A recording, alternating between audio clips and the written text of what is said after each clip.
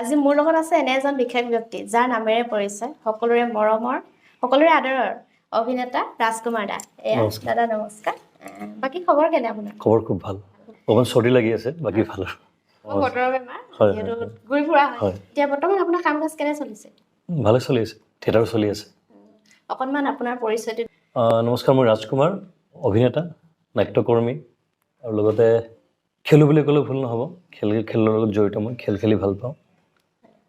পাঠশালাত ঘৰ মোৰ থিয়েটাৰৰ লগত বহুত বছৰ ধৰি জড়িত হৈ আছোঁ খেলৰ লগত মানে এতিয়া আপুনি কেনেকে জড়িত আছিল খেলৰ লগত মই মাৰ্চেল আৰ্ট কৰিছিলোঁ টাইকোণ্ডো কাৰাটে হয় তেনেকৈ এটা সময় খেলৰ লগত অতিবাহিত কৰিছোঁ মই জন্মৰ ঘৰ মোৰ পাঠশালা পাঠশালা পাঠশালাত কোন কোন আছে পৰিয়াল মোৰ মা দেউতা ভাইটি ভণ্টি আছিলে বিয়া দিছোঁ বিয়া দিলে বোৱাৰী আছে ঘৰত ভাইটি এটা আছে ঘৰত ভাইটি বিয়া কৰালে এই ঘৰত বাকী শিক্ষা জীৱনৰ আপোনাৰ মই গ্ৰেজুৱেশ্যন লোৱা পাঠশালাৰ পৰা টুৰিজিম কৰিছিলোঁ মই অকণমান অভিনয় জগতলৈ আহোঁ নিশ্চয়। আপুনি অভিনয় জগতৰ লগত জড়িত হৈ থকা কিমান বছৰ হ'ল এতিয়া মই ক্লাছ 5ৰ পৰা নাটক কৰিছিলোঁ তেনেকৈ নাটক কৰি কৰি ভিডিঅ' ফিল্মবিলাক কৰিছিলোঁ ছবি কৰিছিলোঁ আৰু তেনেকৈ থিয়েটাৰত আহিলোঁ 2007-08 প্ৰথম মোৰ ভাগ্যদেৱী থিয়েটাৰ ভাগ্যদেৱী থিয়েটাৰ তেনেকৈ মই পাতনি মেলিলোঁ থিয়েটাৰলৈ আপোনাৰ মানে জীৱনৰ প্ৰথমখন থিয়েটাৰ ভাগ্যদেৱী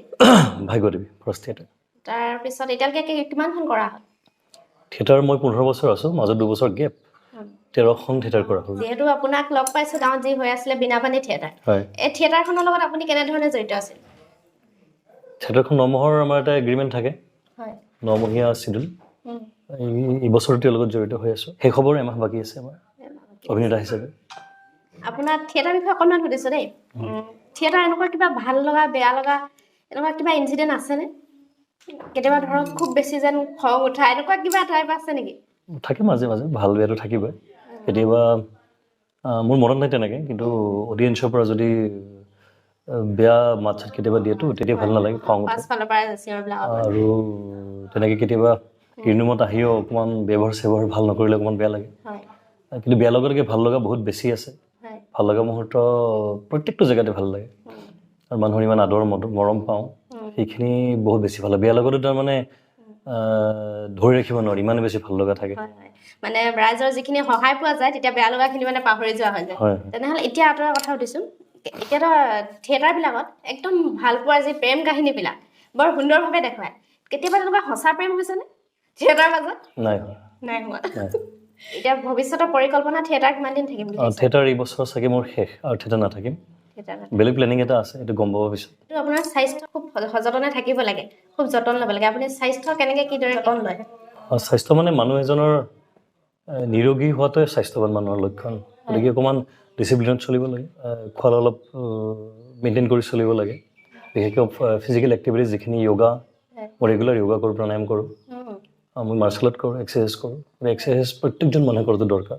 আৰু নেচাৰৰ লগত মানুহে প্ৰকৃতিৰ লগত বিলীন হৈ চলিব লাগে যেনে এতিয়া আমি চব ৰাস্তা ঘাটে টাউনবিলাকত বেছি হয় যে পকা চবতে মানুহে মাটিত খোজ দিব নাপায় যে আৰ্থিংটো নোহোৱা হৈছে বৰ্তমান আৰ্থিংটো বহুত দৰকাৰ আৰ্থিঙে মানুহৰ বহুত ৰোগ নিৰাময় কৰাত সহায় কৰে গতিকে খোৱা লোৱা বহুত আমি বহুত যত্ন ল'ব লাগে বিশেষকৈ আমি যি পতাকে খাব নালাগে খোৱাৰ টাইম থাকে আৰু অকণমান ডিচিপ্লিনত চলিলে সকলো স্বাস্থ্যৱান হৈ থাকে ঠিকেই আপোনাৰ এতিয়া ৰাতি যথেষ্ট সময় থাকিব লাগে থিয়েটাৰ ৰাতিপুৱা সময়খিনি আপুনি কেনেকৈ মেইনটেইন কৰে এই থিয়েটাৰত বহুত বেয়া থিয়েটাৰত মানে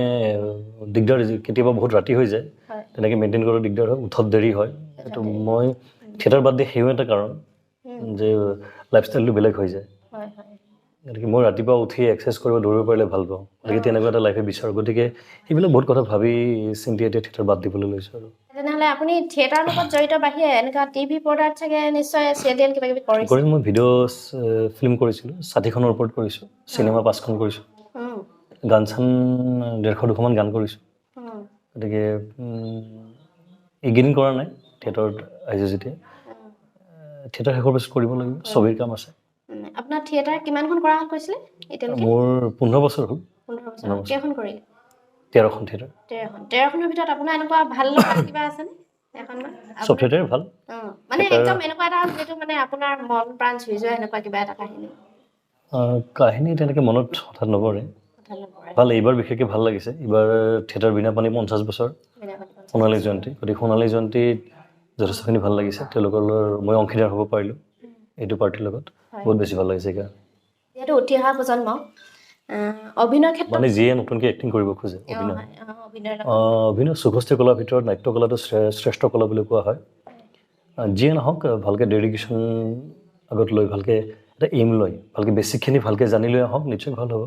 আৰু বিশেষকৈ থিয়েটাৰৰ কথা ক'ব গ'লে হয় নাটকৰ লগত জড়িত হ'ব লাগিব নাটক কৰিব লাগিব ভাল গুৰু তাত নাটক কৰক ভাল গাইড এটা লওক যাতে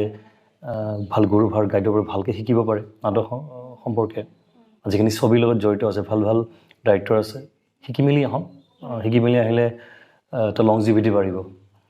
এইটো লাইনত গতিকে শিকক ভালকৈ আহক সকলোকে ৱেলকাম আছে লাইনটো খুব ভাল আমাৰ এতিয়া উঠি অহা প্ৰজন্মৰ ভিতৰত যে খুব ৰীলৰ লগত জড়িত সেইখিনি বিষয়ত আপুনি কি ক'ব ৰীল এটা প্লেটফৰ্ম আৰু বহুতে ৰীলৰ পৰা বহুতখিনি প্লেটফৰ্ম পাইছে কিছুমানে ভাল লাগে কৰে তাত ক'বলগীয়া মোৰ বিশেষ একো নাই মই ইমান নলেজো নাই তাৰ ওপৰত